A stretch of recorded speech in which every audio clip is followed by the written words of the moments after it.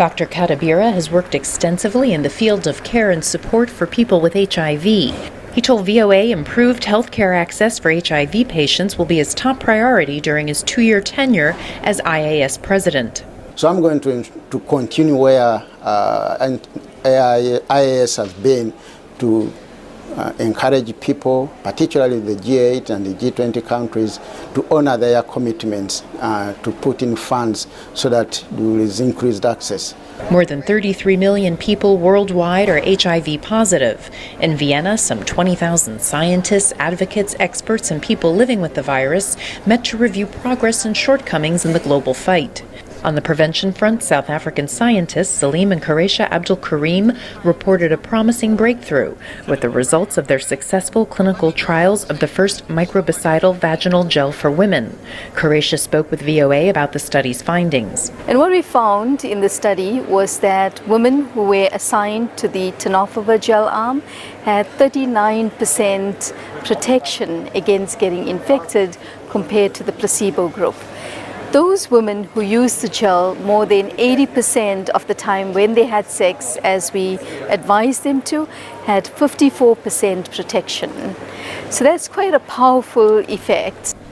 On the treatment front, UNAIDS debuted Treatment 2.0, a strategy to expand access to HIV prevention and treatment. The initiative aims to avert an additional 10 million deaths by 2025.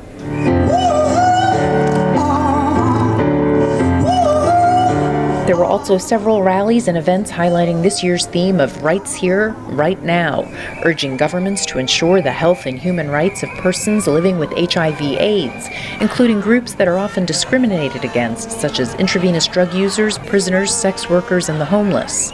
In sessions, participants discussed topics such as eliminating HIV transmission from mother to child, the links between HIV and tuberculosis, the emergence of HIV in people over age 50, and the need for more resources for the fight against AIDS.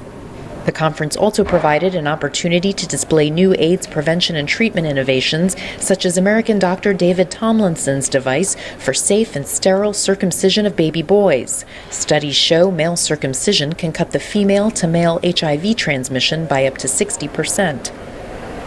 This year's conference was held in Vienna to highlight the growing HIV rate in nearby Eastern Europe and Central Asia, which is fueled by intravenous drug use. At the conference, participants were urged to sign the Vienna Declaration, which says the criminalization of illicit drug users is fueling the epidemic and calls for a full policy reorientation.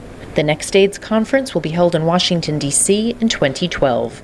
Margaret Besheer, VOA News, Vienna.